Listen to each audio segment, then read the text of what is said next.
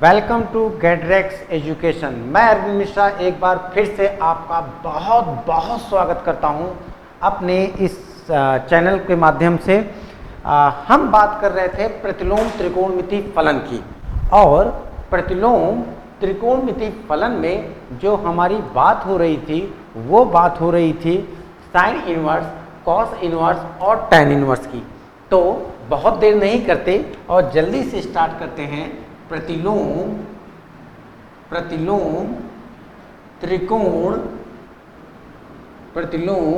त्रिकोणमितीय फलन यानी inverse trigonometric inverse function, trigonometric inverse function या इनवर्स ट्रिग्नोमेट्रिक फंक्शन। ठीक, तो हम बात कर रहे थे इनवर्स ट्रिग्नोमेट्रिक फंक्शन। यहाँ पे इनवर्स मतलब प्रतिलोम त्रिकोणमिति और फलन की। ठीक, ये हमारी आपकी बात चल रही थी। हमने पिछली क्लास में साइन इनवर्स के बारे में पढ़ लिया, हमने पिछली क्लास में कॉस इनवर्स के बारे में पढ़ लिया दूसरे लेक्चर में। अब आज बात होगी टैन इनवर्स एक्स की। y equal to tan inverse x, y equal to tan inverse x. सबसे पहली बात कि मैंने आपसे कहा था प्रतिलोम निकालने के लिए जो है फलन आपका एकैकी तथा आच्छादक होना चाहिए। दोस्तों, फलन एकैकी तथा आच्छादक कब होगा?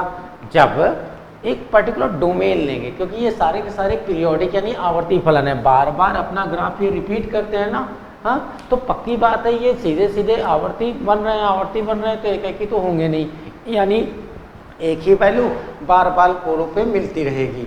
ठीक, तो हम करते क्या है, हम अलग अलग फलन लेते हैं। जैसे y इक्वल टू हमने tan x ले लिया। पहले ये देख लीजिए कि ये फलन कहाँ पे एकैकी बना रहा है। y equal to tan x की बात हो रही है, यानी ये फलन कहाँ पे एकैकी आपको बना रहा है। ठीक, चलिए ये x ले लिया, ये y ले लिया। tan x की जब हम बात करते हैं तो ये -π/2 से लेकर के π/2 तक, -π/2 से लेकर के π/2 तक, यहाँ तक ये ग्राफ बनाता है। और ये ग्राफ कंसीडर होगा आपके प्रतिलोम निकालने के लिए, तो जैसे ही हम ये ग्राफ आपसे लेंगे y equal to tan x का, केवल इतना ग्राफ कंसीडर करेंगे।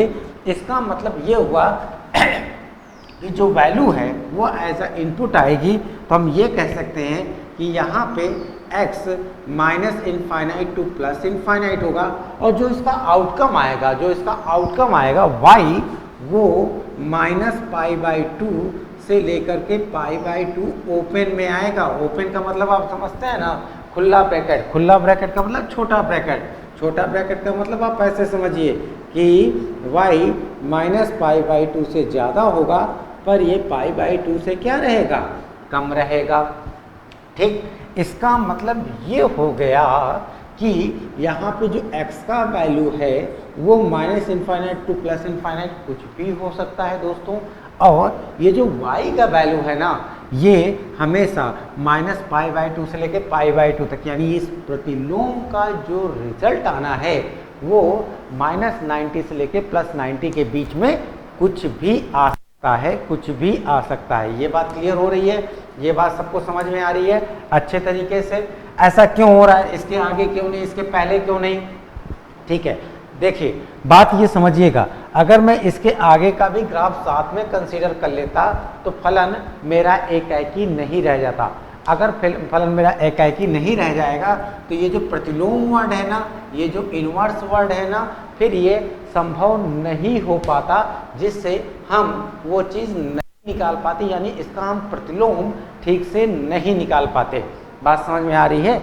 अब आप समझिएगा जरा सा, अब कैसे ग्राफ बनाएंगे, इसका ग्राफ कैसे बनेगा जरा सा ये देखिए। ये x, ये y, ये x, ये y, आप देखिए जरा सा।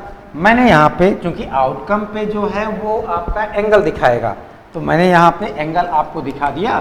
भैया ये ले लिया मैंने π/2 और ये ले लिया मैंने -π/2। अब π/2 पे ये इनफाइनाइट की तरफ से आएगा और -π/2 पे ये माइनस इनफाइनाइट की तरफ जाएगा। यानी इसका अगर धनात्मक मान है तो थीटा के फॉर्म में और ऋणात्मक मान है तो माइनस थीटा के फॉर्म में होगा। यानी इसके अंदर जो वैल्यू है, point should be noted, important point है आपके लिए, अंदर जो वैल्यू है अगर वो धनात्मक हो रही है तब तो सीधा सीधा कोण, आपने वो टेबल याद कर रखा है, उसके थ्रू बात हो सकती है ना। पर अगर अंदर की वैल्यू ऋणात्मक है तो उस कंडीशन पे ये ऋणात्मक चिन्ह के साथ लिखा जाएगा। उस कंडीशन पे ये किसके साथ लिखा जाएगा? ऋणात्मक चिन्ह के साथ लिखा जाएगा। कुछ उदाहरण लेते हैं और उस उदाहरण के थ्रू हम इस चीज़ को समझते हैं। जैसे पहला एग्जाम्पल हमने ले लिया tan इनवर्स, मान लीजिए √3। मैंने दूसरा एग्जाम्पल ले लिया, मैंने कहा tan इनवर्स -1/√3। मैंने तीसरा एग्जाम्पल ले लिया, मैंने कहा tan इनवर्स -1 की वैल्यू। मैंने चौथा एग्जाम्पल ले लिया, tan इनवर्स मैंने लिख दिया 1 की वैल्यू। मैंने अगला एग्जाम्पल ले लिया कि tan इनवर्स 0 का मान कितना होगा। मैंने उसका अगला एग्जाम्पल ले लिया tan इनवर्स -√3 का मान कितना होगा। ऐसे मैंने कुछ एग्जाम्पल ले लिए आपको केवल समझाने के लिए। अब आप समझने की कोशिश करिए कि tan इनवर्स अगर √3 मैं लेता हूँ, ठीक है, tan इनवर्स अगर मैं √3 लेता हूँ तो सबको पता है कि √3 आखिर कितने का मान होता है। √3 आखिर कितने का मान होता है? तो √3 आपका 6 डिग्री का वैल्यू होता है, यानी ये आपका आएगा π/3।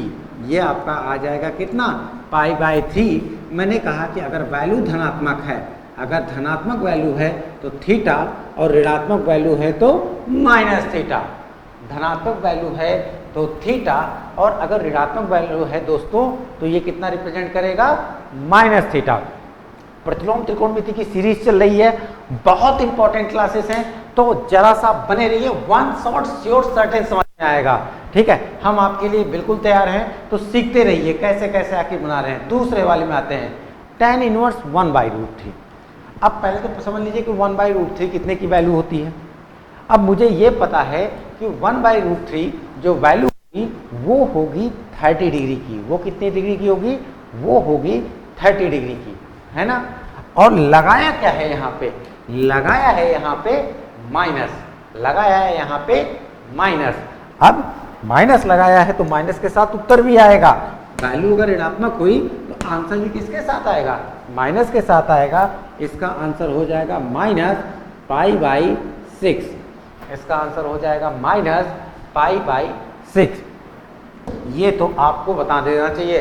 1 कितने का मान होता है? π/4। वेरी इजी, ठीक है। हलवा, हाँ हमारे यहाँ हलवा क्वेश्चन, तो हलवा का मतलब क्या होता है कि देखते ही आ जाए, है ना। तो it's a tan inverse 1 but with minus sign, लेकिन ऋणात्मक चिन्ह के साथ है, इसलिए इसका उत्तर हो जाएगा -π/4। इसका उत्तर हो जाएगा -π/4 दोस्तों। अब बात होती है tan इनवर्स 1 की। Easy, very easy. कितना? π/4। 0, tan 0 का मान क्या होता है? 0 होता है, सबको आइडिया है, तो इसका मान हो जाएगा 0। और ये मान कितना होगा? √3 है माइनस चिन्ह के साथ। √3 मान होता था 60 डिग्री का, ऋणात्मक चिन्ह है तो इसलिए ये -π/3, इसलिए ये -π/3। तो सभी को ये चीज़ समझ में आ रही होगी कि आखिर क्यों -π/2 से लेकर π/2 तक लेते हैं tan, किस तरीके से इसका उत्तर डिसाइड होता है, क्यों होता है और किस लिए होता है। तो जल्दी से इसका आप या तो स्क्रीनशॉट ले लीजिए या कॉपी में आप इसको नोट कर लीजिए। आपके ये बहुत काम का होगा और डेफिनेटली ये बेनिफिशियल तो होगा ही होगा। इसके पहले वाले वीडियोस में मैंने आपको साइन इनवर्स x का और कॉस इनवर्स x का, इन दोनों का मैंने आपको सिखाया हुआ है कि उनकी डोमेन कहाँ से कहाँ तक डिसाइड होती है, उनका रेंज कहाँ से कहाँ तक डिसाइड होता है, यानी प्रांत का मतलब जो वैल्यू x की है वो कहाँ से कहाँ तक ली जाती है, और जो उसका आउटकम मिलता है वो कहाँ से कहाँ तक आता है। तो ये सारी की सारी चीज़ें आपका बिल्कुल क्लियर हो रहा होगा। तो तीनों वीडियोस देखेंगे तो जाकर के आपको चीज़ें ज़्यादा क्लियर होंगी, है ना। अब अगला जो स्टेप इसमें पढ़ाया जाता है वो पढ़ाया जाता है आइडेंटिटी। वो क्या पढ़ाया जाता है? आइडेंटिटीज यानी सार्वभौमिक सूत्र, यानी सार्वभौमिक सूत्र। आइडेंटिटीज यानी ऐसी इक्वेशंस जो पूरे के पूरे सिस्टम में यानी हर एक वैल्यूज के लिए वो अप्लाई हो सके, है ना। गिवन जो प्रांत है उसके अंदर वो हर एक वैल्यूज के लिए अप्लाई हो सके। तो चलिए स्टार्ट करते हैं हम आप सार्वभौमिक सूत्र यानी आइडेंटिटीज। सार्वभौमिक सूत्र यानी आइडेंटिटीज। तो इसका आपने स्क्रीनशॉट ले लिया होगा या इसको आपने नोट जरूर कर लिया होगा। चलिए पहली बात करते हैं। फर्स्ट, सार्वभौमिक सूत्र। यार बहुत महत्वपूर्ण होता है सार्वभौमिक सूत्र। पता है, अगर आपको आइडेंटिटीज आती है ना, अगर आपको आइडेंटिटीज आती है ना तो आप बहुत सारे क्वेश्चन बड़े आराम से कर लेते हो। अच्छा, चाहे बोर्ड लेवल की बात करें, चाहे हम किसी कंपटीशन लेवल की बात करें, देखो एक बात है, लेवल तो दो ही होता है, या तो हमें आता है और या तो हमें नहीं आता ना। तो दो ही चीज़ें होती हैं, ठीक है। अगर आपने सीखा है अच्छे से तो आप हर जगह के क्वेश्चन कर लोगे। अगर आपने सीखा है तो आप हर जगह के क्वेश्चन कर लोगे। पर अगर आपने नहीं सीख पाए हो और आप नहीं साथ में हो तो डेफिनेटली हर जगह के क्वेश्चन आपको टफ लगेंगे। चलिए यहाँ पे हम बात करेंगे सार्वभौमिक सूत्रों की, सार्वभौमिक सूत्रों की। सार्वभौमिक सूत्र यानी आइडेंटिटीज, आइडेंटिटीज, राइट। बात समझ में आ रही है? सार्वभौमिक सूत्र यानी आइडेंटिटीज। पहला सार्वभौमिक सूत्र मैं यहाँ डिस्कस करने जा रहा हूँ। फर्स्ट सार्वभौमिक सूत्र है, पहला सार्वभौमिक सूत्र है, याद रखिएगा, sine inverse x plus cos inverse x equal to pi by 2। बहुत ईजी है, आराम से ईजी है। जैसे सिखाऊंगा वैसे सीखेंगे तो बोर्ड में पूरा का पूरा मार्क्स मिलेगा। और सीधे सीधे इस आइडेंटिटीज पे अगर कहीं क्वेश्चन पूछा गया तब तो बल्ले बल्ले, कोई दिक्कत नहीं है। ऑब्जेक्टिव क्वेश्चन बनता है, sine inverse x plus cos inverse x equal to कितना? Pi by 2। यानी अच्छा, हम आप जानते हैं कि हम लोग जो त्रिकोणमिति पढ़ते हैं ना वो बेसिकली वृत्तीय त्रिकोणमिति पढ़ते हैं, यानी एक वृत्त के अंदर बनने वाला त्रिकोणमिति। और उसमें साइन और कॉस के जो एंगल की एडिशन होता है ना वो 90 डिग्री पे ही होता है। कहते हैं ना कि sine theta cos 90 minus theta के इक्वल होता है। तो बस वही बात करना है। तरीका समझ लो कैसे इसको सिद्ध करेंगे, ठीक है। इसके बाद बात करेंगे आगे की। स्टेप 1, पहला स्टेप, स्टेप 1 पहला स्टेप क्या करना है बच्चों? क्या करना है दोस्तों? सबसे पहला का, जब भी कोई भी सिंगल वेरिएबल के साथ यानी एक चर के साथ कोई भी आपका त्रिकोणमिति समीकरण मतलब प्रतिलोम त्रिकोणमिति समीकरण आ रहा हो उसको हमेशा आप एक कोण के बराबर मानिए। ये बात ध्यान रखिएगा, टीचर्स ऑब्जर्वेशन बता रहा हूँ। यानी टीचर कैसे सिद्ध करता है ये देखिए जरा सा। हमने कहा कि माना साइन इनवर्स एक्स ये बराबर कोण मान लिया मैंने किसके? ए के। ये मान लिया कोण मैंने किसके? ए के। बात समझ में आ रही है? अब इसका मतलब ये हो जाएगा x बराबर कितना? तो x बराबर हो जाएगा साइन ए। x बराबर कितना हो जाएगा? साइन ए। अब चूंकि यहाँ कॉस ले आना है, यहाँ पे कॉस ले आना है तो इसका मतलब इसको कॉस में चेंज करना पड़ेगा। तो x बराबर ये हो जाएगा cos 90 minus A. Cos 90 minus theta कितना होता है? साइन थीटा के बराबर होता है। यार सबको पता है। और वैसे भी क्या है कि बहुत बार रिक्वेस्ट की हुई है, बहुत बार आपको एडवाइस दी हुई है कि आप एक बार त्रिकोणमिति के सारे फार्मूले यहाँ पे पहले से पढ़ करके बैठिएगा, एटलीस्ट सामने लिख बैठिएगा, जिससे आपको इस वीडियोस के अंदर जो कुछ भी सिखाया जा रहा है वो आसानी से समझ में आए।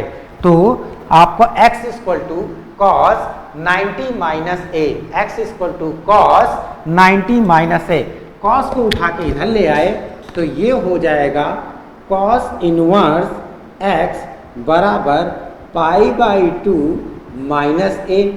ठीक है ना, यहाँ तक तो दिक्कत नहीं है ना।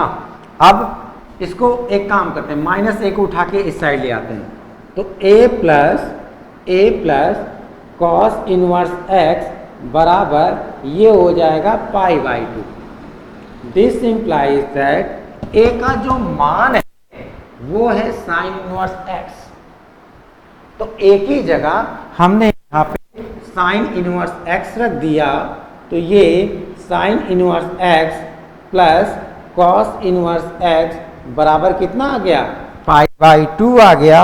और यहाँ से ये चीज आपकी सिद्ध हो जाती है, यहाँ से ये चीज आपकी सिद्ध हो जाती है x की सारी वैल्यूज के लिए। सारी वैल्यूज का मतलब आप समझने की कोशिश करिएगा, वही कि भाई एग्जिस्टेंस कहाँ से लेके कहाँ तक का है ना।